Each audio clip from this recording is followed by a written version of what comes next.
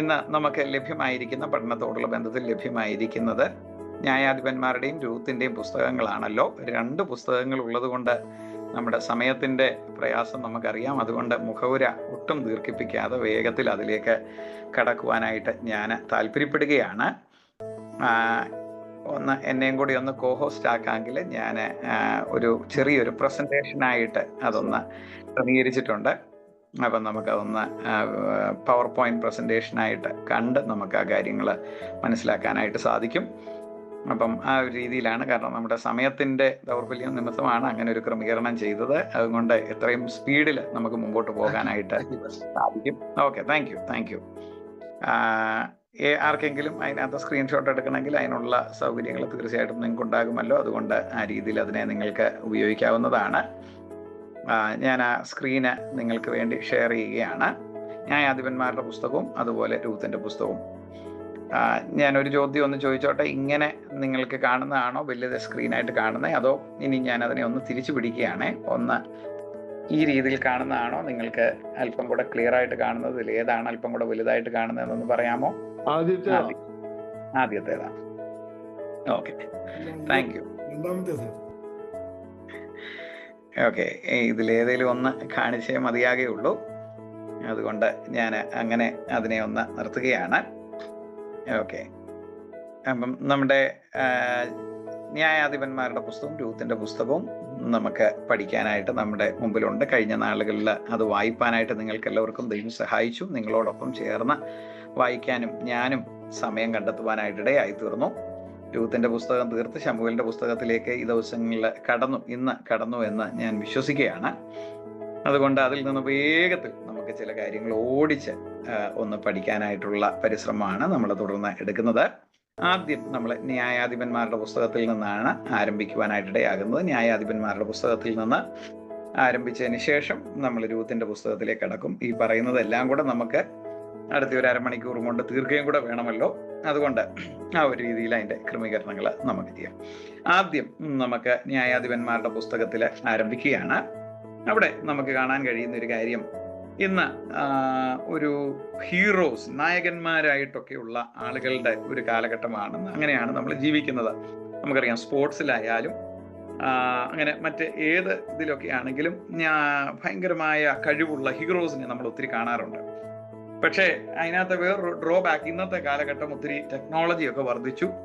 നമ്മുടെ ചെറുപ്പകാലത്തൊക്കെ ഉണ്ടായിരുന്ന ഹീറോസിൽ നിന്നൊക്കെ വ്യത്യസ്തമായ ഒരു കാര്യമാണ് ഇന്ന് നമുക്ക് കാണാനായിട്ട് കാണുന്നത്. കാരണം മീഡിയ വന്നതുകൊണ്ട്, മീഡിയയുടെ അല്പം കൂടെ വിശാലമായ നിലയിലുള്ള ക്രമീകരണങ്ങളായതുകൊണ്ട് നമുക്ക് മനസ്സിലാക്കാൻ കഴിയുന്ന ആളുകളുടെ ചെറിയ മിസ്റ്റേക്സ് പോലും ഇന്ന് ചൂണ്ടിക്കാണിക്കപ്പെടുന്ന, അല്ലെങ്കിൽ മീഡിയ പൊക്കിയെടുത്തുകൊണ്ട് വന്ന് പത്രങ്ങളിലും മാധ്യമങ്ങളിലും ഒക്കെ കൊണ്ടു കൊടുക്കുന്ന നിലയിലുള്ളതായതുകൊണ്ട് പല ഹീറോസിനെയും നമുക്ക് ഒത്തിരി നേരം നമ്മുടെ മനസ്സിൽ വെച്ചുകൊണ്ടിരിക്കാനോ കുറെ കാലങ്ങൾ വെച്ചുകൊണ്ടിരിക്കാൻ പറ്റാത്ത ഒരു കാലമാണ്. വേഗത്തിൽ അനേകർ ഉയർന്നു വരും, അതേ സ്പീഡിൽ അതുപോലെ ആളുകള് അവിടെ നഷ്ടപ്പെടുവാനായിട്ടിടയാകും, ആ സ്ഥാനം നഷ്ടപ്പെടുവാനിടയാകും. ന്യായാധിപന്മാരുടെ പുസ്തകത്തിൽ നമ്മൾ നോക്കിയാൽ ഏകദേശം 12 പുരുഷന്മാര്, സ്ത്രീ എന്നൊക്കെ ഉൾപ്പെടെ 12 പേര് ഇസ്രായേലിനെ രക്ഷയിലേക്ക് നയിച്ച 12 ഹീറോസിന്റെ കാര്യങ്ങളാണ് നമുക്ക് അവിടെ കാണാനായിട്ട് കഴിയുന്നത്. അവരെല്ലാവരും പൂർണ്ണരായിരുന്നില്ല, പെർഫെക്റ്റ് ഒന്നും ആയിരുന്നില്ല. അതിനകത്ത് ചില കൊലപാതകന്മാരുണ്ട്, മോറൽ വിഷയങ്ങൾ, ധാർമ്മിക പ്രശ്നങ്ങൾ ഉണ്ടായിരുന്നവരുണ്ട്. അതുപോലെ ഹോസ്പിറ്റാലിറ്റി അല്ലെങ്കിൽ ആതിഥ്യ മര്യാദയൊക്കെ അരുളുന്ന സമയത്ത് പാലിക്കേണ്ട നല്ല മര്യാദ പാലിക്കുന്നതിന് പകരം അതിനെ ദുർവിനിയോഗം ചെയ്തവരുണ്ട്. അങ്ങനെ വളരെ മോശമായി ഇടപെട്ടവരൊക്കെ ഉണ്ട്. പക്ഷേ അവരുടേതായ കുറവുകൾ അവർക്ക് ഉള്ളപ്പോൾ തന്നെ ദൈവത്തിന്റെ കരങ്ങളിൽ അവരെ ഏൽപ്പിച്ചു കൊടുത്തപ്പോൾ ദൈവം അവരെ ഉപയോഗിച്ചതായിട്ട് നമുക്ക് കാണാനായിട്ട് സാധിക്കും.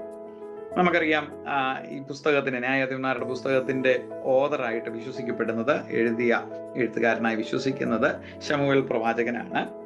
അപ്രകാരം എഴുതി വെച്ചിട്ടില്ല എങ്കിലും രൂത്തിന്റെ പുസ്തകവും അതുപോലെ തന്നെ വിശ്വസിക്കപ്പെടുന്നതായി നമുക്ക് കാണാനായിട്ട് സാധിക്കും. ഇതിന്റെ പ്രധാനപ്പെട്ട പർപ്പസ്, ഇതിന്റെ ലക്ഷ്യമെന്ന് പറയുന്നത് 2 കാര്യങ്ങളായിട്ട് ഞാൻ അതിനെ ചുരുക്കി ഒന്ന് ആക്കുവാനായിട്ടിടയായി തീർന്നു. അതായത്, ഒന്ന്, പാപത്തിനെതിരെ ദൈവത്തിന്റെ ന്യായവിധി ഉറപ്പായ കാര്യമാണ്. പാപം കണ്ടു കഴിഞ്ഞാൽ നീതിമാനായ ദൈവത്തിന് കണ്ണടയ്ക്കാൻ പറ്റില്ല എന്നുള്ളത് കൊണ്ട് പാപത്തിന് തീർച്ചയായിട്ടും അതിന്റെ പരിണിത ഫലമായിട്ട് ന്യായവിധി ഉണ്ടാകും എന്നുള്ളതാണ് ഒരു കാര്യം. 2, യഥാർത്ഥമായി ദൈവത്തിന്റെ അടുക്കിലേക്ക് കടന്നു വന്ന് മാനസാന്തരപ്പെട്ട് കഴിഞ്ഞാൽ ആ വ്യക്തികൾക്ക് ദൈവം ക്ഷമ നൽകുകയും അവരെ വീണ്ടും പുനഃസ്ഥാപിക്കുകയും ചെയ്യുവാനിടയായി തീരുമെന്നും നമുക്ക് ഈ ന്യായാധിപന്മാരുടെ പുസ്തകത്തിലൂടെയും മനസ്സിലാക്കാനായിട്ട് സാധിക്കും. അടുത്തതിലേക്ക് നമ്മൾ കിടക്കുകയാണ്. ഒരു ചെറിയൊരു മാപ്പാണ് നിങ്ങൾക്ക് രണ്ട് സൈഡിലായിട്ട് മാപ്പായിട്ട് കാണുന്നത്. ഇത് നടന്ന സ്ഥലം, അതിന്റെ സെറ്റിംഗ് കനാൻ എന്ന് പറയുന്ന ദേശമായിട്ടൊക്കെ വേദപുസ്തകത്തിൽ അറിയപ്പെടുന്ന സ്ഥലമാണ്. ഇതൊക്കെ നടക്കുന്നത് ന്യായാധിപന്മാരുടെ പുസ്തകവുമായി ബന്ധപ്പെട്ട കാര്യങ്ങൾ നടക്കുന്നത് നമുക്ക് കാണാം. റൈറ്റ് സൈഡിൽ ഇപ്പോഴത്തെ യുദ്ധത്തിന്റെ ശേഷമുള്ള മാപ്പൊക്കെ എങ്ങനെയാണെന്ന് ചോദിച്ചാൽ എനിക്കറിയില്ല. എങ്കിലും ഏകദേശം ഒരു ഇസ്രായേലിന്റെ മാപ്പ് നെറ്റിൽ നിന്ന് എടുത്തതാണ്. ഇന്ന് ഇതിനകത്ത് കാണുന്ന എല്ലാം അപ്രകാരം എടുത്തിട്ടുള്ളതാണ്. അപ്പോൾ അങ്ങനെയൊക്കെയുള്ള ആ കാഴ്ചപ്പാടിൽ നമുക്ക് മനസ്സിലാക്കാൻ കഴിയും പണ്ടത്തെ ഇസ്രായേൽ 12 ഗോത്രങ്ങൾക്ക് വേണ്ടി യോശുവയുടെ കാലത്ത് വീതിച്ചു കൊടുത്ത ആ മാപ്പാണ് നമുക്ക് ലെഫ്റ്റ് സൈഡിൽ കാണാനായിട്ട് കഴിയുന്നത്. പിന്നീട് കാണിക്കാവോ? തീർച്ചയായിട്ടും. ഓക്കെ, ഇച്ചിരൂടെ മുമ്പേ ആദ്യം കാണിച്ച പോലെ, സെക്കൻഡ് കാണിച്ച പോലെ, അതാ നല്ല ക്ലാസ്. ആദ്യത്തെ രണ്ടാമത് കാണിച്ചതുപോലെ, രണ്ടാമത് അതാ ഉദ്ദേശിച്ചത്, രണ്ടാമത് കാണിച്ചതുപോലെ ഞാൻ ആദ്യം മുതലേ now it is very clear. Okay, thank you. നമ്മളുടെ ഫോണോ അല്ലെങ്കിൽ നമ്മുടെ സിസ്റ്റമോ വെച്ചിരിക്കുന്നത് പോലെ അനുസരിച്ചായിരിക്കും അതിന്റെ ചേഞ്ച്. ചിലർക്ക് അപ്പം ഇത് ചെറുതാകും. എങ്കിലും നിങ്ങൾ അപ്പം ചെറുതായിട്ട് ഓക്കെ. അപ്പോൾ നമുക്കിപ്പോ കാണുന്ന മാപ്പ്, ഇപ്പൊ നമുക്ക് രണ്ട് സൈഡിലും മാപ്പ് കാണാമെന്ന് വിശ്വസിക്കുകയാണ്. അപ്പോൾ 12 ഗോത്രങ്ങൾക്ക് വേണ്ടി യോശുവയുടെ കാലത്ത് വീതിച്ചു കൊടുത്താണ്. നടുക്കൂടെ നമുക്കൊരു ചാവുകടലിനെ ഒരു നീല കളറിൽ നമുക്ക് കാണാനായിട്ട് സാധിക്കും. അതിന്റെ മേളിലോട്ട് ഒരു ചെറിയ ലൈൻ പോകുന്നത് പോലെ യോർദാൻ നദിയുടെ ഇതാണ്. അതിന്റെ ഇക്കരയില് 2.5 ഗോത്രത്തോടുള്ള ബന്ധത്തില് ഉള്ള സ്ഥലങ്ങൾ നമുക്ക് കാണാനായിട്ട് സാധിക്കും. എന്നാൽ ഇപ്പോഴത്തെ ഇസ്രായേലിനോടുള്ള ബന്ധത്തിൽ അതില്ല. യോർദാൻ എന്ന് പറയുന്ന രാജ്യത്തിന്റെ ഭാഗമായിട്ടാണ് ആ സ്ഥലമൊക്കെ നിലകൊള്ളുന്നത് എന്ന് നമുക്ക് കാണാനായി സാധിക്കും. കനാനിലാണ് നടക്കുന്നത്. ഇസ്രായേൽ എന്ന രാജ്യമായി അത് മാറുവാനിടയായി തീർന്നു. അത് കനാനിയരുടെ, ഹിത്യരുടെ, ഹിവ്യരുടെ, പെരിസ്യരുടെ, അമോര്യരുടെ, ജെബൂസ്യരുടെ ഒക്കെ ദേശമായിരുന്നു എന്ന് നമുക്ക് മനസ്സിലാക്കാനായിട്ട് സാധിക്കും. ഇത് നടന്ന കാലഘട്ടം എക്സാക്ട് ഡേറ്റ് പറയാനായിട്ട് ആർക്കും കഴിയുകയില്ല. എന്നാൽ ഏകദേശം ഒരു രൂപരേഖ നമുക്ക് മനസ്സിലാക്കത്തക്കവണ്ണം ഈ ന്യായാധിപന്മാരുടെ പുസ്തകത്തിന്റെ ചരിത്രം നടന്ന കാലഘട്ടത്തെ കുറിച്ചാണ്. 1350 BC മുതൽ 1014 BC വരെ ഒരു ഏകദേശ കണക്കാണ്. ഒരു 336 വർഷങ്ങൾ നീണ്ടു നിൽക്കുന്ന ഒരു ചരിത്രമാണ് നമുക്ക് ന്യായാധിപന്മാരുടെ പുസ്തകത്തിൽ കാണാനായിട്ട് സാധിക്കുന്നത്. ആ പേജിന്റെ ഏറ്റവും താഴേക്ക് നോക്കിയാൽ രൂത്തിന്റെ പുസ്തകം നമ്മൾ വായിച്ചു കഴിഞ്ഞല്ലോ, അതിലേക്ക് നമ്മൾ വരികയാണ്. അപ്പോൾ രൂത്തിന്റെ പുസ്തകം നടന്നത് ഇതിന്റെ ഇടയിലുള്ള ഒരു കാലഘട്ടത്തിലാണ് എന്ന് നമുക്ക് ആ ടൈം ലൈൻ നോക്കിയാൽ ഏറ്റവും താഴെ മനസ്സിലാക്കാനായിട്ട് സാധിക്കും. 1 ശമൂവേൽ നിങ്ങൾ വായിക്കാൻ തുടങ്ങി, 2 ശമൂവേലും കൂടെ ഉണ്ട്. അതുകൊണ്ട് അതും കൂടെ ചേർത്തിട്ടുള്ള ഒരു ടൈം ലൈനാണ് ഞാൻ ഇവിടെ ഇൻക്ലൂഡ് ചെയ്തിരിക്കുന്നത്. അപ്പം ഇതിനെ തുടർമാനമായിട്ട് പോകുന്ന ഒരു കാലഘട്ടത്തിലാണ് 1 ശമൂവേൽ, 2 ശമൂവേൽ. അപ്പം ന്യായാധിപന്മാര്, രൂത്ത്, ശമൂവേലിന്റെ പുസ്തകങ്ങൾ, അപ്പം ഇതെല്ലാം ഏകദേശം ഈ ഒരു ടൈം ഫ്രെയിമിലാണ് വരുന്നത്. നമുക്ക് അതിനകത്ത് കാണാൻ കഴിയുന്ന ന്യായാധിപന്മാരുടെ പേരുകളും ഒക്കെ അവിടെ നൽകിയിട്ടുണ്ട്. ഒത്നിയേല്, യഹൂദ, ദെബോറ, ശങ്കർ, ഗിദിയോൻ, അങ്ങനെ ബാക്കി തുടർന്ന് ശിംശോൻ, അങ്ങനെയൊക്കെ ഉള്ളവരുടെ പേരുകൾ നമുക്ക് അവിടെ കാണാനായിട്ട് സാധിക്കും.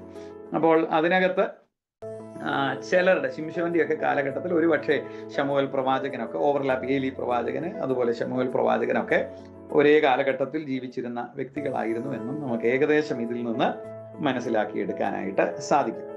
ഇനിയും നമുക്ക് ഈ ന്യായാധിപന്മാരുടെ പുസ്തകത്തിലെ ഒരു പ്രധാനപ്പെട്ട കീ വേർഡ്സ് എന്ന് പറയാൻ ഒരു പ്രധാനപ്പെട്ട വാക്യം, അല്ലെങ്കിൽ 2 വാക്യങ്ങൾ, ഒരേ വാക്യങ്ങൾ ഞാൻ 2 ഭാഗത്ത് അത് കണ്ടപ്പം ഒന്ന് കുറിച്ചെടുത്തു എന്നുള്ളത് മാത്രമേ ഉള്ളൂ. വാക്കുകൾ കൊണ്ടും അത് ഏകദേശം ഒരുപോലെയാണ്. അക്കാലത്തുനിന്ന് 17-ാം അധ്യായത്തിന്റെ 6-ാം വാക്യത്തിൽ കാണുമ്പോൾ 21-ന്റെ 25 ആ പുസ്തകത്തിലെ അവസാന വാക്യം ആ കാലത്ത് എന്ന് പറയുകയാണ്. അക്കാലത്ത് ഇസ്രായേലിൽ രാജാവില്ലായിരുന്നു, ഓരോരുത്തൻ ബോധിച്ചതുപോലെ എന്ന് ആദ്യത്തെ വാക്യത്തിൽ കാണുമ്പോൾ, രണ്ടാമത്തേത് തനിക്ക് ബോധിച്ചതുപോലെ നടന്നു എന്നാണ് ആ വാക്യങ്ങളിൽ നമുക്ക് കാണാനായിട്ട് കഴിയുന്നത്.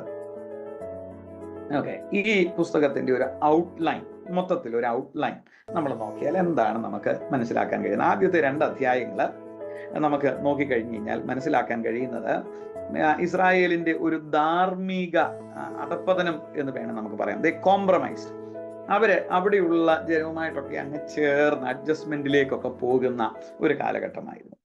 അവിടെയുള്ള എല്ലാവരെയും അവര് നശിപ്പിച്ചില്ല, നശിപ്പിക്കാൻ ദൈവം പിന്നീട് അവരെ സമ്മതിച്ചില്ല എന്ന് നമുക്ക് കാണാനായിട്ട് സാധിക്കും. അവർക്ക് മുള്ളും അവരുടെ മുതുകത്ത് വേദനയും ഒക്കെ ആക്കി ദൈവം അവരെ നിർത്തുവാനായിട്ട് ഇടയായി തീർന്നു എന്നുള്ളത് നമുക്ക് ന്യായാധിപന്മാരുടെ പുസ്തകത്തിന്റെ ആദ്യത്തെ അധ്യായങ്ങളിൽ തന്നെ കാണാനായിട്ട് സാധിക്കും.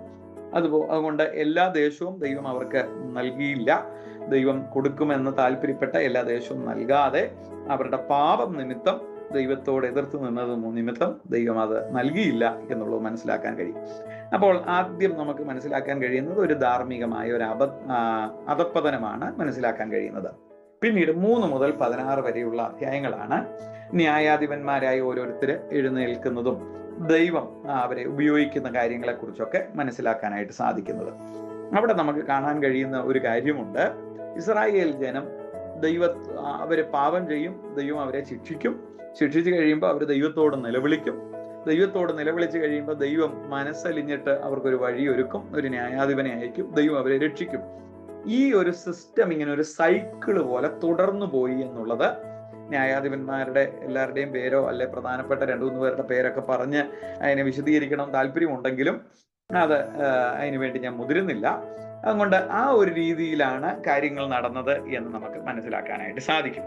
16 വരെയുള്ള അധ്യായങ്ങൾ അപ്രകാരമാണെങ്കിൽ 17 മുതൽ 21 വരെയുള്ള അധ്യായങ്ങൾ നമ്മൾ നോക്കിയാൽ അവിടെ Israel descends to self destruction, അവര് പാപം ചെയ്ത് അന്യോന്യം ഒരു സിവിൽ വാർ ഉണ്ടാകുകയും അതുപോലെ അവരുടെ ഇടയിൽ വിഗ്രഹത്തെ വെക്കുകയും ആരാധിക്കുകയും അങ്ങനെയൊക്കെ ചെയ്തു പോയ ഒരു ആത്മീക അധപ്പതനം, ഒരു ധാർമ്മിക അധപ്പതനം, അതുപോലെ ഒരു രാഷ്ട്രീയപരമായ അധപ്പതനം ഒക്കെ സംഭവിച്ച ഒരു കാലഘട്ടമായി അത് മാറുവാനായിട്ടിടയായിരുന്നു. സോ അവരുടെ ജീവിതത്തിൽ അവരൊരു സെൽഫ് ഡിസ്ട്രക്ഷൻ അല്ലെങ്കിൽ സ്വയം നശിപ്പിക്കുവാൻ അവർ തന്നെ അതിന് കാരണമായി എന്നുള്ളതാണ് ആ അധ്യായങ്ങളിൽ നമുക്ക് മനസ്സിലാക്കാനായിട്ട് കഴിയുന്നത്. ആ ഗോത്രങ്ങളുടെ ബേസിസിൽ പോലും നമുക്ക് കാണാനായിട്ട് സാധിക്കും. ഒരു ഗോത്രം പോലും നഷ്ടപ്പെട്ടു പോകാൻ സാധ്യതയുണ്ടായ രംഗങ്ങളൊക്കെ അവിടെ ഉണ്ടായതായി നമുക്ക് മനസ്സിലാക്കാനായിട്ട് സാധിക്കും.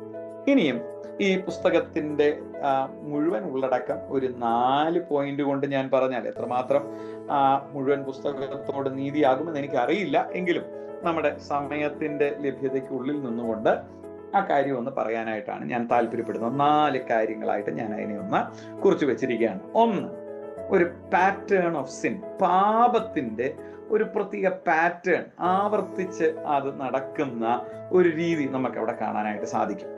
ഒരു വാക്യം ഒരിടത്ത് മാത്രമല്ല ഈ വാക്യമുള്ളത്, അതുകൊണ്ട് ഞാൻ അതിങ്ങനെ ഒന്ന് കോട്ട് ചെയ്തെടുത്തു എന്നുള്ളതേ ഉള്ളൂ. പല ഭാഗത്ത് നമുക്കിത് കാണാൻ കഴിയും, അങ്ങോട്ട് റെഫറൻസ് കൊടുത്തിട്ടില്ല. ആ പുസ്തകം നിങ്ങൾ വായിച്ചതാണല്ലോ. ഇസ്രായേൽ മക്കൾ വീണ്ടും യഹോവയ്ക്ക് അനിഷ്ടമായുള്ളത് ചെയ്തു. ഞാൻ ആ ഭാഗം ബൈബിൾ വായിച്ചുകൊണ്ടിരുന്നപ്പം ആ പദം അനിഷ്ടമായുള്ളത് ചെയ്തു എന്നുള്ളത് ഇങ്ങനെ ഒന്ന് നോട്ട് ചെയ്യാൻ തുടങ്ങി കഴിഞ്ഞപ്പോൾ ആദ്യത്തെ അധ്യായങ്ങളിൽ തന്നെ നമുക്ക് 2, 3, 4 അധ്യായങ്ങളിലൊക്കെ തന്നെ ഇങ്ങനെ ഇഷ്ടംപോലെ കാണാനായിട്ട് സാധിക്കും. ആവർത്തിച്ച് പല പാരഗ്രാഫ് മാറി വരുമ്പോൾ, അധ്യായങ്ങൾ മാറി വരുമ്പോൾ ഇസ്രായേൽ മക്കൾ വീണ്ടും യഹോവയ്ക്ക് അനിഷ്ടമായി ഉള്ളത് ചെയ്തു എന്ന് കാണാനായിട്ട് സാധിക്കും. പാപം എന്ന് പറയുന്നത് നമ്മെ അതിന്റെ വലയത്തിൽ കുടുക്കിക്കളയാൻ പരിശ്രമിക്കുന്ന ഒന്നാണ്, അതൊരു ശക്തിയാണ് എന്ന് നമുക്ക് മനസ്സിലാക്കാനായിട്ട് സാധിക്കും. നാം ആ പാപത്തിന് ദൈവസന്നിധിയിൽ ഏറ്റുപറഞ്ഞ് അതിൽ നിന്ന് രക്ഷപ്പെടുക മാത്രമല്ല, നല്ലത് ചെയ്യുവാനും ദൈവഹിതം ചെയ്യുവാനും നമ്മളെ ഏൽപ്പിച്ചു കൊടുത്തില്ല എങ്കിൽ നാം ഏറ്റുപറഞ്ഞ പല കാര്യത്തിൽ വീണ്ടും കുടുങ്ങിപ്പോകാൻ സാധ്യതയുണ്ട് എന്നുള്ളതാണ് ഇത് നമുക്ക് മനസ്സിലാക്കാൻ കഴിയുന്നത്. ഒരു സൈക്കിളായിട്ട് നമ്മൾ ഇതിനകത്ത് ഈ ഇസ്രായേൽ ജനം പെട്ടിരിക്കുന്നത് കാണാൻ കഴിയും. യഹോവയ്ക്ക് അനിഷ്ടമായുള്ളത് വീണ്ടും ചെയ്തു എന്ന് ഓരോ ന്യായാധിപന്മാരെ ദൈവം എഴുന്നേൽപ്പിക്കേണ്ട അവസ്ഥയായിട്ട് വരുന്നത് നമുക്ക് കാണാനായിട്ട് സാധിക്കും. അവര് ദൈവത്തിൽ നിന്ന് അകന്നുപോയതിന്റെ കാരണങ്ങൾ ഏകദേശമൊക്കെ എല്ലാം എക്സാക്ട്ലി സെയിം അല്ലായിരുന്നെങ്കിലും സിമിലർ ആയിട്ടുള്ള ഒരുപോലെയൊക്കെയുള്ള കാര്യത്തിൽ വീണ്ടും പെട്ടുപോകുന്നത് കാണാനായിട്ട് സാധിക്കും. എല്ലാവരും എല്ലാ പാപങ്ങളിലും വീഴാൻ സാധ്യതയില്ല എങ്കിലും ഒരേ ടൈപ്പ് ഓഫ് സിൻസ്, ഒരേ തരത്തിലുള്ള പാപത്തിൽ വീണ്ടും കുടുങ്ങിപ്പോകാൻ സാധ്യതയുണ്ട്. നമ്മുടെ വീക്ക്നെസ്, നമ്മുടെ കുറവ് എവിടെയാണെന്ന് നമുക്കറിയാം. ആ പാപം ആവർത്തിക്കപ്പെടാതിരിക്കാൻ ദൈവകരങ്ങളിലേക്ക് നമ്മെ ഏൽപ്പിച്ചു കൊടുത്തുകൊണ്ട്, കർത്താവെ, എൻ്റെ ജീവിതത്തിൽ നിന്ന് അതിനകത്തുനിന്ന് ഒരു വിടുതൽ മാത്രമല്ല, അതിനി ആവർത്തിക്കാതെ അതിൽ നിന്ന് മുന്നോട്ട് പോകാൻ ഒരു കൃപ എൻ്റെ മേൽ പകരണമേ എന്നൊരു പ്രാർത്ഥനയോടെ നമുക്ക് നീങ്ങുവാനിടയാകണം. 2, നീഡ് ഫോർ റൈച്ചസ് ലീഡർഷിപ്പ്. അക്കാലത്ത് ഇസ്രായേലിൽ രാജാവില്ലായിരുന്നു. രാജാവ് വേണം എന്നുള്ളത് ദൈവഹിതമായിരുന്നോ എന്നൊക്കെ ഉള്ളത് അടുത്ത ഒരു ചോദ്യമായിട്ട് നമ്മുടെ മനസ്സിലിരിക്കട്ടെ. എങ്കിലും ഇവിടെ നമുക്ക് കാണാൻ കഴിയുന്നത് നീതിപരമായിട്ടുള്ള ഒരു നേതൃത്വം, നീതിബോധമുള്ള, അതുപോലെ വിശ്വസ്തതയുള്ള, അങ്ങനെയൊക്കെ ഉള്ള ഒരു നേതൃത്വം എപ്പോഴും വളരെ പ്രാധാന്യമർഹിക്കുന്നതാണ്. നമ്മൾ ഒരു സ്റ്റേറ്റ്മെന്റ് ഞാൻ വായിച്ചത് ഇങ്ങനെ ഓർക്കുന്നുണ്ട്: an organization never gets expanded beyond the vision of the righteous leadership. ആ ലീഡർഷിപ്പ് ആ കൊടുക്കുന്ന വ്യക്തിയുടെ ആ കാഴ്ചപ്പാട്, അവരുടെ നീതിബോധം, അതിൻ്റെ അപ്പുറത്തേക്ക് ഒരു സ്ഥാപനം, ഒരു പ്രസ്ഥാനം ഒന്നും ഒരിക്കലും മുമ്പോട്ട് പോവുകയില്ല. ആ ഒരു അളവിൽ നിന്ന് മുമ്പോട്ട് പോവുകയില്ല എന്ന് വായിപ്പാനായിട്ട് ഇടയായിട്ടുണ്ട്. ഒരു റൈച്ചസ് ലീഡർഷിപ്പ് എപ്പോഴും ആവശ്യമാണ്, ഇമ്പോർട്ടൻ്റ് ആണ്, വളരെ ഇമ്പോർട്ടൻ്റ് ആണ്. എല്ലാവരും എങ്ങനെയും ഒക്കെ ചെയ്യട്ടെ, ഇതൊന്നും നന്നാക്കാൻ പറ്റുകയില്ല എന്നൊരു ചിന്ത ഒരിക്കലും ശരിയല്ല. അതിനുവേണ്ടി ദൈവം നമ്മെ ആക്കിയിട്ടുണ്ടെങ്കിൽ, ദൈവം നമുക്ക് ആ കാഴ്ചപ്പാട് തന്നിട്ടുണ്ടെങ്കിൽ, പാപം തുടർന്നുകൊണ്ടിരിക്കുമ്പോൾ, തെറ്റായ പ്രവണതകൾ തുടർന്നുകൊണ്ടിരിക്കുമ്പോൾ അതിൻ്റെ നടുവിൽ നിന്നുകൊണ്ട് ഒരു നേതൃത്വം നൽകുവാനായിട്ട്, പാപത്തോടെ എതിർത്ത് നിൽക്കുവാൻ, നീതിക്ക് വേണ്ടി നിൽക്കുവാൻ, സത്യത്തിന് വേണ്ടി നിൽക്കുവാൻ, ദൈവം തന്ന കാഴ്ചപ്പാടുകൾക്ക് വേണ്ടി നിൽക്കുവാൻ ദൈവം നമ്മളെ വിളിക്കുന്നുവെങ്കിൽ തീർച്ചയായിട്ടും ആ ലീഡർഷിപ്പ് കൊടുക്കുവാൻ നമ്മൾ തയ്യാറാകണം. ചിലർക്ക് അത് പറ്റിയെന്ന് വരികയില്ല, പക്ഷേ ദൈവം നമുക്ക് തരുന്ന കാഴ്ചപ്പാടനുസരിച്ച് അപ്രകാരം നിലകൊള്ളുവാൻ നമുക്ക് ഇടയായിത്തീരണം. മൂന്നാമത്തെ കാര്യം, കോൺസിക്വൻസസ്. പാപത്തിന് പരിണിത ഫലങ്ങൾ ഉണ്ടായിരിക്കും. അതിനകത്ത് താൽക്കാലികമായ ഒരു ചെറിയ ശിക്ഷ എന്നുള്ളതിനപ്പുറമായി അവിടെ നമുക്ക് കാണാൻ കഴിയുന്ന ഒരു കാര്യം, വേദപുസ്തകത്തിൽ, ആ ന്യായാധിപന്മാരുടെ പുസ്തകത്തിലെ 2-ാം അധ്യായത്തിൽ തന്നെ കാണുന്ന ഒരു വാക്യമാണ്: ഞാൻ അവരെ നിങ്ങളുടെ മുമ്പിൽ നിന്നും നീക്കിക്കളകയില്ല. ദൈവം പറയുന്ന ഒരു കാര്യമാണ്. അവരുടെ പാപം എന്താ സംഭവിച്ചതെന്ന് ഒരു സിവിയർ കോൺസിക്വൻസിലേക്ക്, അതിന്റെ പരിണിത ഫലത്തിലേക്ക് അവരെ നയിക്കുവാനായിട്ട് ഇടയായി തീർന്നു. എൻ്റെ കാറിൻ്റെ പുറകിൽ പണ്ട് ഒട്ടിച്ചുകൊണ്ടിരുന്ന ഒരു സ്റ്റിക്കർ എൻ്റെ ഓർമ്മയിലേക്ക് വരികയാണ്: sin is like a credit card, enjoy now, pay later. Credit card പോലെയാണ് പാപം എന്ന് പറയുന്നത്. ഇപ്പൊ എൻജോയ് ചെയ്യാം, ഒന്ന് ക്രെഡിറ്റ് കാർഡ് സ്വൈപ്പ് ചെയ്താൽ നമുക്ക് സാധനങ്ങൾ വാങ്ങിക്കാനൊക്കെ ഇഷ്ടം പോലെ സാധനങ്ങൾ വാങ്ങിക്കാം, ഒരു കുഴപ്പമില്ല. പക്ഷേ ഇപ്പൊ എൻജോയ് ചെയ്താലും തിരിച്ച് നമ്മൾ ഉപയോഗിച്ചേണ്ടത് വിത്ത് ഇൻട്രസ്റ്റ് നമ്മൾ കൊടുക്കാനായിട്ട് നാളെ അത് നമ്മളെ നിർബന്ധിക്കുവാനായിട്ട് ഇടയാണ്. അതിൻ്റെ വിത്ത് കോൺസിക്വൻസ്. പാപം എന്നുള്ളത് ആ സമയത്ത് ഒരു എൻജോയ്മെന്റ് ആയി തോന്നിയാലും മറന്നു പോകരുത്, അതിന് പരിണിതഫലമില്ലാത്ത, ദോഷകരമായ പരിണിതഫലമില്ലാത്തതല്ല പാപം. അവരുടെ മുമ്പിൽ ദൈവം വെച്ചിരുന്ന വാഗ്ദത്ത കനാൻ സ്വാതന്ത്ര്യത്തോടെ അതിനെ മുഴുവനും അവർക്ക് സ്വായത്തമാക്കുവാൻ ദൈവം കൊടുത്ത അവസരത്തിന്റെ നടുവിൽ പാപം നിമിത്തം ദൈവത്തിന്റെ ആ വാഗ്ദത്തത്തെ പൂർണ്ണ അളവിൽ അവർക്ക് സ്വന്തമാക്കുവാനായി കഴിഞ്ഞില്ല എന്ന് മാത്രമല്ല, ഒരു കാലത്തും അവർക്ക് സമാധാനമായി സ്വസ്ഥതയോടുകൂടി ആ രാഷ്ട്രത്തിൽ നിലനിൽക്കുവാൻ കഴിയാത്ത ഒരു സാഹചര്യമായി എക്കാലവും നിലകൊള്ളുന്നു എന്നുള്ളത് നമ്മളെ ചിന്തിപ്പിക്കേണ്ട ഒന്നാണ്. നാലാമത്തെ കാര്യം repentance and restoration. മാനസാന്തരവും ഒരു പുനഃസ്ഥാപനവും. നമുക്കവിടെ കാണാൻ കഴിയും, ജനം ഉച്ചത്തിൽ കരയുവാനിടയായി തീർന്നു, അല്ലെങ്കിൽ അവർക്ക് പ്രതിസന്ധി നേരിട്ടപ്പോൾ അവർ ദൈവത്തോട് നിലവിളിക്കുവാനായിട്ടിടയായി തീർന്നു. എന്നിട്ട് യഹോവ ന്യായാധിപന്മാരെയൊക്കെ എഴുന്നേൽപ്പിച്ചിട്ടാണെങ്കിലും അവരെ രക്ഷിക്കുന്ന ഒരു ദൈവമാണ്. തങ്കലേക്ക് നിലവിളിക്കുന്ന, യഥാർത്ഥമായി മാനസാന്തരപ്പെടുന്ന, മടങ്ങി വരുന്ന ഒരു ദൈവ പൈതലിന് നമ്മോട് ദീർഘക്ഷമയോടുകൂടെ ഇടപെടുന്ന ഒരു ദൈവമാണ്. ദൈവത്തിന്റെ ഒരു വലിയ സ്വഭാവ ഗുണമാണ്.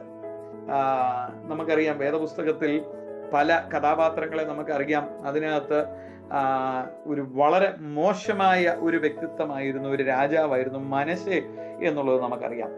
ഒന്നുകൂടെ പറഞ്ഞു കഴിഞ്ഞാൽ, ഇതില് ഏറ്റവും ദീർഘകാലം ഭരിച്ചിരുന്ന രാജാക്കന്മാരിൽ ഒരാളാണ്. ഏറ്റവും കൂടുതൽ ഭരിച്ചിരുന്ന അദ്ദേഹമാണെന്നാണ് എൻ്റെ ഓർമ്മ. 55 വർഷത്തോളം രാജാവായി നിലകൊള്ളുവാനായിട്ട് ഇടയായി തീർന്നു. ഏറ്റവും ദൈവത്തിന്റെ ജനത്തെ ദൈവത്തിൽ നിന്ന് അകറ്റുകയും പാപങ്ങളിൽ ഏർപ്പെടുകയും ദൈവത്തിന്റെ ആലയത്തിൽ പോലും വിഗ്രഹങ്ങളെ കൊണ്ടുവെക്കുകയും ക്രമീകരണങ്ങളൊക്കെ ചെയ്ത് അങ്ങനെ എല്ലാ രീതിയിലും പോയി. പക്ഷേ അദ്ദേഹത്തിന്റെ ആ പാപം നിമിത്തം ദൈവം തീരുമാനമെടുത്തു. എന്താണെന്നറിയാമോ? ഞാൻ ഈ ജനത്തെ അവരെ കൊണ്ടുപോയി എക്സൈലിലേക്ക് അവരെ തള്ളിയിടാൻ പോവുകയാണ്. അവരെ അവരുടെ രാഷ്ട്രത്തിൽ നിന്ന് അവരെ പൊക്കിയെടുത്ത് പ്രവാസ ജീവിതത്തിലേക്ക് അവരെ നയിക്കാൻ പോവുകയെന്നൊക്കെ ദൈവം തീരുമാനമെടുത്തു. പക്ഷേ ഇത്രയും മോശമായി ഭരിച്ചിരുന്ന രാജാവായ മനശ്ശെ തന്റെ ജീവിതത്തിന്റെ അവസാനത്തിൽ താൻ മാനസാന്തരപ്പെടുവാനിട ദൈവത്തോട് നിലവിളിച്ചു കരഞ്ഞു. മനശ്ശയെ ദൈവം കനിഞ്ഞിട്ട് അവനോട് പറഞ്ഞു, നിന്റെ കാലത്ത് അത് വരികയില്ല, നിന്നോട് ക്ഷമിച്ചിരിക്കുന്നു എന്ന് പറയുവാനിടയായി തോന്നുന്നു. ഈ ദൈവം ജനത്തെ പ്രവാസത്തിലേക്ക് നയിക്കുന്ന കാര്യം ദൈവം പിൻവലിച്ചില്ല, അതിന്റെ കോൺസിക്വൻസ് ആയിരുന്നത്. പക്ഷേ മാനസാന്തരപ്പെടുന്നവർക്ക് ദൈവത്തിന്റെ കരുതൽ ലഭിക്കാനിടയായി തീരും എന്ന് നമുക്ക് കാണാനായിട്ട് സാധിക്കും. അപ്പോൾ ന്യായാധിപന്മാരുടെ പുസ്തകം നമ്മളങ്ങ് റൗണ്ട് ഓഫ് ചെയ്യുകയാണ്.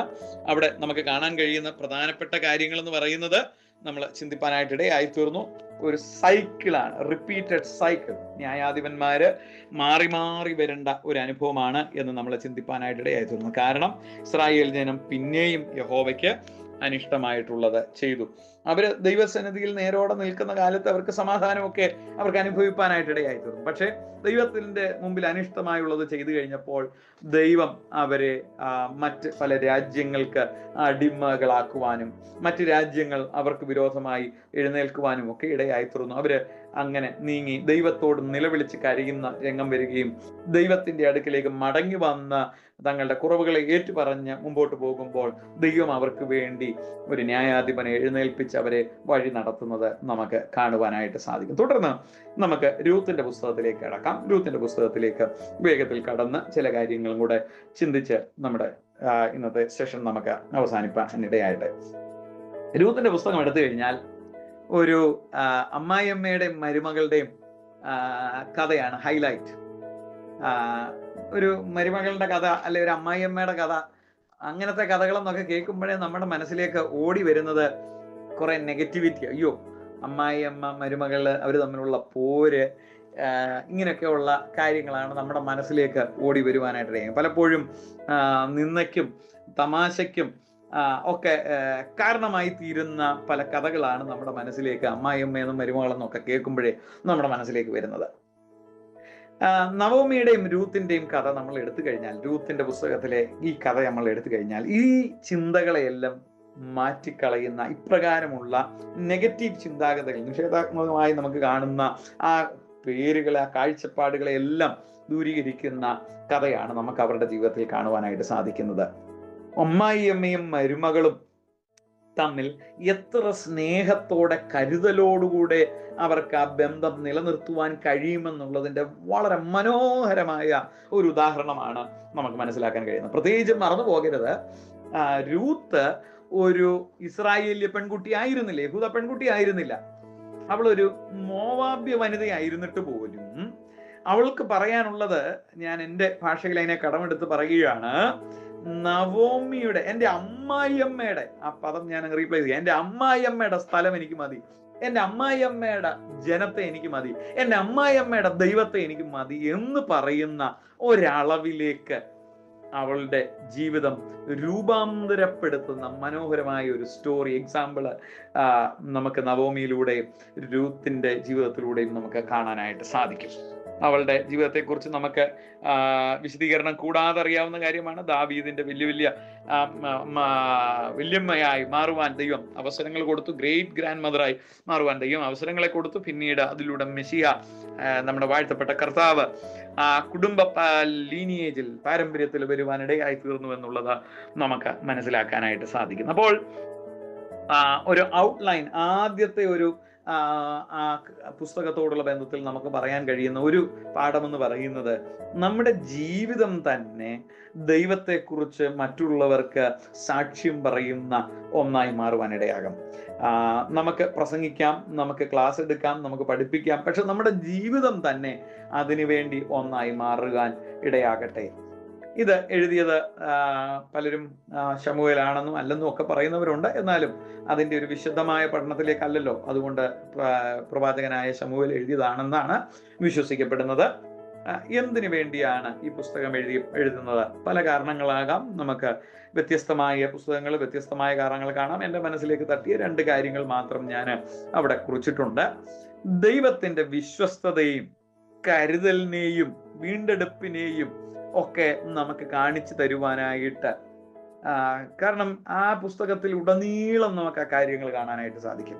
ദൈവം അവർക്ക് വേണ്ടി കരുതിയ, ദൈവം അവരോട് വിശ്വസ്തതയായിട്ട് നിന്ന, അതുപോലെ ദൈവം അവരെ വീണ്ടെടുത്ത കാര്യങ്ങളൊക്കെ നമുക്കതിനകത്ത് മനസ്സിലാക്കാനായിട്ട് സാധിക്കും. അത് മാത്രമല്ല, മറ്റ് വിശ്വാസങ്ങളിലുള്ള, മറ്റ് മതങ്ങളിലുള്ളവരും ദൈവത്തിന്റെ പദ്ധതിയുടെ ഭാഗമാണ്. അവർക്കും ദൈവത്തിന്റെ ഈ പദ്ധതിയുടെ ഭാഗമായി തീരുവാൻ കഴിയും എന്നുള്ളതും നമുക്ക് ആ പുസ്തകത്തിലൂടെ മനസ്സിലാക്കാനായിട്ട് സാധിക്കും. വേറെയും ധാരാളം കാര്യങ്ങൾ നമുക്ക് ആ പുസ്തകത്തിൽ നിന്ന് പഠിക്കാനായിട്ടുണ്ട്. എങ്കിലും നമുക്ക് പ്രധാനപ്പെട്ട ആ ആശയങ്ങളിൽ നിന്നുകൊണ്ട് അതിനെ മനസ്സിലാക്കാനായിട്ടും സാധിക്കും. നേരത്തെ നമ്മൾ കണ്ട ഒരു മാപ്പ് ലെഫ്റ്റ് സൈഡിൽ ഞാൻ അല്പം കൂടെ ഒന്ന് സൂം ചെയ്ത് ചാവുകടൽ, ഡെഡ് സീ നമുക്ക് നടുക്ക് വരുന്ന രീതിയിൽ ഒന്ന് സെറ്റ് ചെയ്തിട്ടുണ്ട്. ലെഫ്റ്റ് സൈഡിൽ യൂദയുടെ പ്രവിശ്യയില് അതിന്റെ ഏറ്റവും മേളിലായിട്ട് ബെത്ലഹേം സ്ഥിതി ചെയ്യുന്നത് നമുക്ക് കാണാനായിട്ട് സാധിക്കും. ആ ഡെഡ് സീയുടെ റൈറ്റ് സൈഡിൽ മോവാബ് ദേശം. അപ്പോൾ അവര് വന്നിരുന്ന ഒന്നെങ്കിൽ അതിന്റെ മേളിൽ കൂടെ അല്ലെ താഴെ കൂടെ ഡെഡ് സീയുടെ ഏതെങ്കിലും ഒരു വശത്തൂടെ അവര് അപ്പുറത്തോട്ടും ഇപ്പുറത്തോട്ടും യാത്ര ചെയ്തു എന്നുള്ളത് നമുക്കറിയാം. ഇതിന്റെ സെറ്റിംഗ് എന്ന് പറയുന്നത് അവിടെ നമുക്ക് ആ പുസ്തകം ആരംഭിക്കുമ്പോൾ തന്നെ നമുക്ക് കാണാൻ കഴിയും, ദേശത്ത് ക്ഷാമം ഉണ്ടായി. ക്ഷാമം ഉണ്ടായപ്പോൾ എലീമേലേക്കും നവോമി തന്റെ ആൺമക്കള് അവിടെ നിന്ന് ബെത്ലഹേമിൽ നിന്ന് മോവാബിലേക്ക് പോയി. മോവാബിൽ അവർ വിവാഹം കഴിച്ചു, മക്കളെ വിവാഹം കഴിച്ചു. എന്നാൽ ഈ 3 പുരുഷന്മാര് മരണപ്പെടുവാനായിട്ട് ഇടയായിത്തീർന്നു. നവോമി വലിയ വേദനയോടെ, കണ്ണുനീരോടെ മടങ്ങി വരുവാനിടയായിത്തീർന്നു.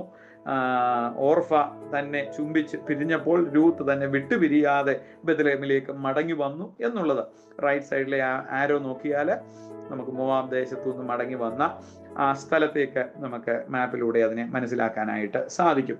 നേരത്തെ നമ്മൾ കണ്ട ടൈം ലൈൻ തന്നെ ഞാൻ ഇവിടെ ഒന്ന് ആവർത്തിക്കുകയാണ്. രൂത്തിന്റെ പുസ്തകം നടക്കുന്നത് ഏകദേശം 1294 മുതൽ 1207 BC കാലഘട്ടത്തിലാണ്. ഏകദേശ കണക്കാണ്.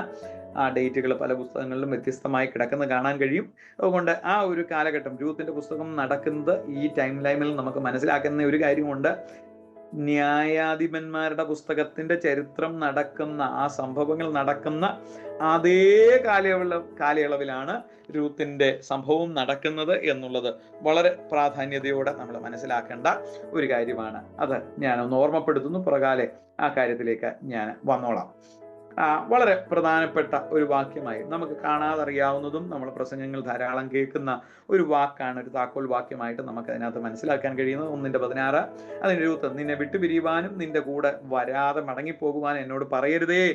നീ പോകുന്നിടത്ത് ഞാനും പോരും, നീ പാർക്കുന്നിടത്ത് ഞാനും പാർക്കും. നിന്റെ ജനം എൻ്റെ ജനം, നിന്റെ ദൈവം എൻ്റെ ദൈവം എന്ന് താന് പറയുന്ന ആ വളരെ പ്രസക്തമായ, വളരെ കാതലായ ആ വാക്യം നമുക്ക് മനസ്സിലാക്കാനായിട്ട് സാധിക്കും. അതാണ് താക്കോൽ വാക്യമായി നമുക്ക് ആ പുസ്തകത്തിൽ കാണാനായിട്ട് കഴിയുന്നത്.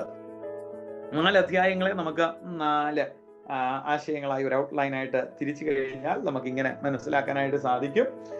രൂത്ത് നവോമിയുടെ അടുക്കൽ വിശ്വസ്തയോടെ നിലകൊള്ളുവാനായിട്ട് ഇടയായിത്തീർന്നു. 1-ാം അധ്യായത്തിന്റെ ആ ചരിത്രമാണ് നമുക്ക് അതിനകത്ത് പറയാനായിട്ട് കഴിയുന്നത്. പല കാര്യങ്ങൾ അതിനകത്ത് ആ അധ്യായത്തിൽ ഉൾപ്പെടുന്നുവെങ്കിലും അതിന്റെ ഹൈലൈറ്റ് അതാണ്. അവള് തീരുമാനമെടുത്ത് പറയുന്നൊരു കാര്യമാണ്. നിന്റെ ആ വാക്യത്തിൽ നമ്മൾ കണ്ടതുപോലെ, നീ പോകുന്നിടത്ത് ഞാൻ പോകും, എന്നോട് മടങ്ങിപ്പോകാൻ പറയരുതേ, വിട്ടുപിരിയാൻ പറയരുതേ എന്ന് പറഞ്ഞിട്ട് പറയാം. നീ പാർക്കുന്നിടത്ത് ഞാനും പാർക്കും, നിന്റെ ജനം എൻ്റെ ജനം, നിന്റെ ദൈവം എൻ്റെ ജനം, ഇതെന്റെ ദൈവം എന്ന് പറയുന്ന ഒരളവിലേക്ക് വരുന്ന കാര്യമാണ് 1-ാം അധ്യായത്തിന്റെ ഹൈലൈറ്റ്. 2 നമുക്ക് മനസ്സിലാക്കാൻ കഴിയുന്നത്, 2-ാം അധ്യായത്തിൽ നമുക്ക് മനസ്സിലാക്കാൻ കഴിയുന്നത്, കതിർ പെറുക്കുവാനായിട്ട് ബോവസിന്റെ വയലിൽ അവൾ എത്തിച്ചേരുന്നു എന്നുള്ളതാണ്. ഭാഗ്യവശാൽ അവൾ ബോവസിന്റെ വയലിൽ എത്തി എന്ന് നമ്മൾ പറയുമ്പോഴും അത് ദൈവത്തിന്റെ പദ്ധതിയുടെ ഭാഗമായിരുന്നു എന്നുള്ളതും നമുക്ക് മനസ്സിലാക്കാനായിട്ട് സാധിക്കും. അതുപോലെ നമുക്ക് മനസ്സിലാക്കാൻ കഴിയുന്ന അടുത്തൊരു കാര്യമാണ്, 3-ാം അധ്യായത്തിലേക്ക് വരുമ്പോൾ നവോമി പറഞ്ഞു കൊടുക്കുന്നത് അനുസരിച്ച് അവളുടെ ക്രമീകരണങ്ങളെല്ലാം രൂത്ത് ചെയ്തു എന്നുള്ളത് നമുക്ക് മനസ്സിലാക്കാൻ കഴിയും. 4-ാമത്തെ കാര്യം, 4-ാമത്തെ അധ്യായത്തിൽ നമുക്ക് മനസ്സിലാക്കാൻ കഴിയുന്നത്, ബോവസ് അവളെ വീണ്ടെടുക്കുന്നതും അവളുടെ പിന്നീടുള്ള ചരിത്രം, ഈ മശീഹയുടെ വല്യമ്മയായി തീരുവാൻ ദൈവം കൊടുത്ത ആ വലിയ ഭാഗ്യവും ഒക്കെ നമുക്ക് അധ്യായത്തിൽ കാണാൻ കഴിയും. 4 തീമുകളിലൂടെ പറഞ്ഞ് നമ്മുടെ ക്ലാസ് നമുക്ക് അവസാനിപ്പിക്കാനായിട്ട് ഇടയായിത്തരും. ആ പുസ്തകത്തിലെ പ്രധാന 4 തീമുകൾ വളരെ ഇമ്പോർട്ടൻ്റ് ആയിട്ടുള്ള ചില കാര്യങ്ങളായിട്ട് ഞാൻ നോട്ട് ചെയ്ത് വെച്ചിരിക്കുന്ന കാര്യങ്ങളാണ്. ഒന്ന്, അവരുടെ ഫെയ്ത്ത്ഫുൾനെസ് ആൻഡ് സാക്രിഫൈസ്. അതായത് അവരുടെ വിശ്വസ്തതയും ത്യാഗപരമായ പ്രവൃത്തിയും നമുക്ക് കാണാനായിട്ട് സാധിക്കും. ഇത് നമ്മൾ പറയുമ്പോൾ നമ്മൾ മനസ്സിലാക്കിയിരിക്കേണ്ട ഒരു കാര്യം, ഞാൻ നേരത്തെ പറഞ്ഞത് ടൈം ലൈൻ നമ്മൾ കണ്ടപ്പോൾ പറഞ്ഞു, ന്യായാധിപന്മാരുടെ സംഭവങ്ങൾ നടക്കുന്ന അതേ കാലയളവിലാണ്. ജനമൊക്കെ തനിക്ക് ബോധിച്ചതുപോലെ ജീവിച്ചുകൊണ്ടിരുന്ന കാലഘട്ടം, ആളുകളൊക്കെ തന്നിഷ്ടപ്രകാരം ജീവിച്ചിരുന്ന ഒരു കാലഘട്ടത്തിൽ വിശ്വസ്തയോടെ അതിൻ്റെ ഇടയിൽ നിൽക്കുന്ന ഒരു കുടുംബം, അതും ത്യാഗപരമായി നമുക്ക് കാണാൻ കഴിയുന്ന കാര്യമാണ്. രൂത്ത് നവോമിക്ക് വേണ്ടി ജീവൻ നിലനിർത്തുന്നതും പിന്നീട് ദൈവം അവളെ ഉദ്ധരിക്കുന്ന കാര്യങ്ങളൊക്കെ നമുക്ക് അവിടെ കാണാനായിട്ട് സാധിക്കും. ഒരു പാഠം അവിടെ നമുക്ക് ഉൾക്കൊള്ളാൻ കഴിയുന്നത് ഇപ്രകാരമാണ്: നമ്മുടെ സാഹചര്യങ്ങൾ എപ്രകാരമായി തീരണം എന്നുള്ളത് നമുക്ക് നിർണ്ണയിക്കാൻ പറ്റുന്ന കാര്യമല്ല. കല്യാണം കഴിച്ചു പോയി, കല്യാണം കഴിച്ചു കഴിഞ്ഞപ്പോഴത്തേക്കും ഭർത്താവ് മരിച്ചു, അല്ലെങ്കിൽ അമ്മയ്ക്ക്, അല്ലെങ്കിൽ നവോമിയുടെ കഥ അനുസരിച്ച് പറയുകയാണെങ്കിൽ ഭർത്താവ് മരിച്ചുപോയി, മോൻ മരിച്ചുപോയി, രണ്ടാമത്തെ മോനും മരിച്ചുപോയി, ഉണ്ടായിരുന്ന 3 ആണുങ്ങളും ജീവിതത്തിൽ അവൾക്ക് നഷ്ടപ്പെടുകയാണ്, ഭർത്താവും 2. ഇതിൽ കൂടുതൽ എന്ത് ട്രാജഡിയാണ് വേണ്ടിയത്? പക്ഷേ അവളുടെ സാഹചര്യത്തെ നിർണ്ണയിക്കാൻ അവളെ കൊണ്ട് കഴിയില്ല. പക്ഷേ അതിന്റെ നടുവിലും വിശ്വസ്തയോടെ നിൽക്കുക എന്നുള്ളതാണ്. നവോമിക്ക് സംഭവിച്ചതുപോലെ രൂത്തിന്റെ ജീവിതത്തിൽ നോക്കിയ, കല്യാണം കഴിച്ചു, ഭർത്താവ് മരിച്ചു പോകുമെന്ന് അവൾ വിചാരിച്ചോ? ഭർത്താവിന്റെ സഹോദരൻ, അപ്പൻ, എല്ലാവരും മരിച്ചുപോയി. അതിനെയൊന്നും അവൾക്ക് നിർണ്ണയിക്കാൻ പറ്റുന്ന കാര്യങ്ങളല്ല, അവൾക്ക് നിയന്ത്രിക്കാൻ പറ്റുന്ന കാര്യങ്ങളല്ല. നമ്മുടെ സാഹചര്യങ്ങളെ നമ്മൾക്ക് നിയന്ത്രിക്കാൻ പറ്റില്ല എങ്കിലും സാഹചര്യം നമ്മുടെ നേരെ എന്ത് വലിച്ചെറിഞ്ഞാലും അതിന്റെ നടുവിൽ വിശ്വസ്തയോടും ത്യാഗപരമായും ജീവിക്കുവാൻ, അതും ന്യായാധിപന്മാരുടെ കാലത്തിൽ ജനം ബോധിച്ചതുപോലെ ജീവിക്കുന്നതിന്റെ നടുവിലും വിശ്വസ്തയോടെ വേറിട്ട് നിൽക്കുവാൻ. ഇന്നത്തെ ലോകത്ത് നോക്കിയിട്ട് ആളുകൾ പറയും, എല്ലാവരും അങ്ങനെയാണ്, നമുക്കും അങ്ങനെ ആയാൽ കുഴപ്പമില്ലയോ എന്ന് ചിന്തിക്കുന്നതിന് പകരം ഒറ്റയ്ക്കേ ഉള്ളേലും ദൈവത്തിന് വേണ്ടി വിശ്വസ്തയോടെ, കർത്താവിന് വേണ്ടി ത്യാഗപരമായി, ആര് ചെയ്തോ ചെയ്തില്ലയോ എന്ന് നോക്കാതെ, ദൈവം എന്നെ കാണും, ദൈവത്തിന്റെ ഒരു പൈതൽ എന്ന നിലയിൽ എന്നെ കൊണ്ട് കഴിയുന്നതിന്റെ ഏറ്റവും ബെസ്റ്റായി വിശ്വസ്തയോടെ ത്യാഗപരമായി ജീവിപ്പാൻ ഞാൻ എന്നെ സമർപ്പിക്കുന്നു എന്ന് നമുക്ക് പറയുവാൻ കഴിയും. 2, their kindness and compassion, ദയയും ആർദ്രതയും ഒക്കെ നമുക്ക് കാണാനായിട്ട് സാധിക്കും. രൂത്തിന് ഒരിക്കലും നവോമിയുടെ കൂടെ പറ്റി നിന്നാൽ നാളെ ഞാൻ ദാവീദിന്റെ വല്യമ്മയാകുമെന്നും യേശു കർത്താവിന്റെ ആ കുടുംബ പാരമ്പര്യത്തിലെ വലിയ വലിയ അമ്മയായി മാറുമെന്നൊന്നും ചിന്തിച്ചിട്ട് ചെയ്തതല്ല അവള്. ബോവസ് രൂത്ത് വന്ന് അവന്റെ അവിടെ കതിർ പെറുക്കുവാനായിട്ട് വയലിൽ വന്നപ്പോൾ അവള് നാളെ എൻ്റെ ഭാര്യയായി മാറുമെന്നും അതിലൂടെ വലിയൊരു അനുഗ്രഹം എനിക്ക് വേണ്ടി കിടപ്പുണ്ടെന്നും ദാവീദിന്റെ അപ്പനാകുവാൻ, വല്യപ്പനാകുവാനൊക്കെ അവസരം ലഭിക്കുമെന്നൊന്നും പ്രതീക്ഷിച്ചിട്ടല്ല. പക്ഷേ ഇതെല്ലാം അവർക്ക് കിട്ടിയ സാഹചര്യങ്ങൾ മറ്റുള്ളവരോട് വളരെ ദയയോടെ, സ്നേഹത്തോടെ, മനസ്സലിവോടെ, ആർദ്രതയോടെ അവരിടപെട്ടു. അത് നമുക്ക് എന്തെങ്കിലും കിട്ടാൻ വേണ്ടി ചെയ്യുന്നതല്ല. കർത്താവ് നമ്മളോട് ചെയ്തതുപോലെ നമുക്ക് മറ്റുള്ളവരോട് ചെയ്യുവാൻ നമുക്ക് ദൈവം തരുന്ന കാഴ്ചപ്പാട് ഉപയോഗിക്കാനായിട്ട് ഇടയാകണം. അതിനകത്ത് പ്രതിഫലം നൽകുന്ന ദൈവം നൽകിയാൽ നൽകട്ടെ, ദൈവം നൽകാതിരിക്കില്ല, ഉറപ്പായിട്ടും ദൈവം നൽകുവാനായിട്ട് ഇടയായിരിക്കും. 3, ഗോഡ്സ് റിഡംപ്റ്റീവ് പർപ്പസ്. ദൈവത്തിന് ഒരു വീണ്ടെടുപ്പിന്റെ പദ്ധതി നമുക്ക് വേദപുസ്തകത്തിൽ, പഴയ നിയമത്തിൽ ഉടനീളം കാണാൻ കഴിയും. അതിനെ ഹൈലൈറ്റ് ചെയ്യുന്ന ഒരു പുസ്തകമാണ് ഈ പുസ്തകമെന്ന് നമ്മൾ മനസ്സിലാക്കുവാനായിട്ട് ഇടയാകും. God is concerned of the poor, widow and orphan. അനാഥരെയും വിധവമാരെയും പാവപ്പെട്ടവരെയും ഒക്കെ ദൈവത്തിന് അവരോട് വലിയ മനസ്സലിവുണ്ട് എന്നുള്ളത് നമുക്ക് മനസ്സിലാക്കാൻ കഴിയും. അതുപോലെ നമ്മൾ ആദ്യം പറഞ്ഞത് മറന്നു പോകരുത്, മറ്റും വിശ്വാസത്തിലുള്ള, നമ്മുടെ വിശ്വാസത്തിൽ നിന്ന് വ്യത്യസ്തമായ വിശ്വാസത്തിലുള്ളവരെ പോലും ദൈവം തന്റെ പദ്ധതിയുടെ ഭാഗമായി ഉപയോഗിക്കാൻ ദൈവത്തിന് മനസ്സുണ്ടെങ്കിൽ ദൈവം ഉപയോഗിക്കട്ടെ. ആ ഒരു മനസ്സോടുകൂടെ മറ്റുള്ളവരോട് ഇടപെടുവാൻ നമുക്കിടയാം. നമ്മൾ when we help the poor, widow and orphan, അങ്ങനെയുള്ളവരെ നമ്മൾ സഹായിക്കുമ്പോൾ നാമും ദൈവത്തിന്റെ പദ്ധതിയുടെ ഒരു ഭാഗമായി മാറുകയാണ്. ദൈവം God is the redeemer of the marginalized. God, is always on the side of the oppressed. കഷ്ടതയിലും ഞെരുക്കപ്പെട്ടവരും അടിച്ചമർത്തപ്പെട്ടവരുടെയും ദൈവമായ നമ്മുടെ ദൈവം അങ്ങനെ തന്നെയാണ് തന്നെത്താൻ വിശേഷിപ്പിച്ച് പ്രവചന പുസ്തകങ്ങളിൽ പറയുവാനായിട്ടിടയാകാം. ദൈവം അങ്ങനെ നിൽക്കുമ്പോൾ ദൈവത്തോട് ചേർന്ന് പ്രവർത്തിപ്പാനും നമുക്ക് ഇടയായി തീരട്ടെ. പാവപ്പെട്ടവരെയും അനാഥരെയും വിധവമാരെയും ഒക്കെ കാണുമ്പോൾ, അവരുടെ നീതി നിഷേധിക്കപ്പെട്ട വ്യക്തികളെ നമ്മൾ കാണുമ്പോൾ അവർക്ക് വേണ്ടി ദൈവത്തിന്റെ ഒരു വക്താവായി നിലനിൽപ്പാൻ നമുക്കിടയാകട്ടെ. അവസാനമായി God can bring beauty from ashes. അതായത് ചാരത്തിൽ നിന്ന് പോലും ദൈവത്തിന് സുന്ദരമായ സൗന്ദര്യമുള്ള കാര്യങ്ങളെ പുറത്തു കൊണ്ടുവരുവാനായിട്ട് കഴിയും. ഈ രൂത്തിന്റെ നവമിയുടെ ഒക്കെ ചരിത്രം നോക്കിയാൽ ഇതിൽ കൂടുതൽ ട്രാജഡി എന്താ വരാനുള്ളത്? ഇതിൽ കൂടുതൽ നഷ്ടം എന്താ? ഉള്ള ദേശത്തു നിന്ന് ഒന്ന് ക്ഷാമത്തിൽ നിന്ന് രക്ഷപ്പെടാൻ വേണ്ടിയിട്ട് മോവാബിൽ പോയി. അവിടെ ചെന്ന് ഉള്ളത് മുഴുവൻ പോയതിൽ അവൾ ഒറ്റയ്ക്കായി പോയി. 4 പേരായിട്ട് പോയതിൽ അവൾ ഒറ്റയ്ക്കായി പോയി. അവസാനം കിട്ടിയത് ഒരു രൂത്തിനെ ചേർത്ത് കിട്ടി. അവള് മോവാബ്യ പെൺകുട്ടി. തിരിച്ചു വരുമ്പോ എങ്ങനെയായിരിക്കും അവസ്ഥ? അവളോട് തിരിച്ചു വന്നപ്പോഴും ആളുകൾ അവളെ കുറിച്ച് പറഞ്ഞപ്പോ അവളെ മാറാ എന്ന് തന്നെ വിളിക്കാനൊക്കെ പറഞ്ഞു. എന്റെ ജീവിതം ഇറ്റ്സ് ഹോപ്പ്ലെസ്, ഒരു പ്രതീക്ഷയും എന്റെ ജീവിതത്തിൽ ഇല്ല എന്ന് പറഞ്ഞു നിൽക്കുന്നതിന്റെ നടുവിൽ ദൈവം അവൾക്ക് ആ ജീവിതത്തിൽ നിന്ന് ഒരു വലിയ പുനരുത്ഥാനം നൽകുവാനായിട്ടിടയായി തീർന്നു. അവളുടെ ജീവിതത്തെ പുനരുദ്ധരിപ്പാനായിട്ടിടയായി തീർന്നു.